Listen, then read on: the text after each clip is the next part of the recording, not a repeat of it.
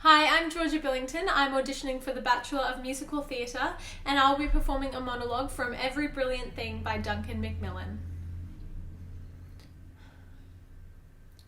I forgot about the list until her second attempt, just over 10 years later. Dad showed up halfway through chemistry. The same trapdoor feeling, fight or flight, the same wordless drive to the hospital. As a teenager, I dealt with it less well. I wore my heart on my sleeve. The night she came home, she sat at the kitchen table and said that if it wasn't for the ham and pineapple pizza lining her stomach from the night before, she'd be dead. And I said, "You took 3 weeks worth of antidepressants, a packet of aspirin, and half a tub of antihistamines. You're probably healthier than I am. If you're gonna kill yourself, go jump off a bridge."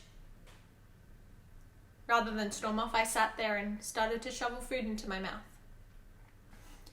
I'd spent ages on this meal, and I was furious she was sitting there, wishing she was dead, letting it go cold. There was a moment of absolute deafening silence. And then she started to laugh. It was such a genuine laugh that after a while I found myself joining in. Eventually, Dad got up and left the table, going into his study to listen to records. I couldn't sleep that night. I started to clear out my room, packing up the things I wanted to keep and throwing away the things I didn't. I started shaking. Have you ever had that? Where you notice your hands are shaking and your breathing is deeper and you're surrounded by bin bags full of your things and you realize that, I'm really upset.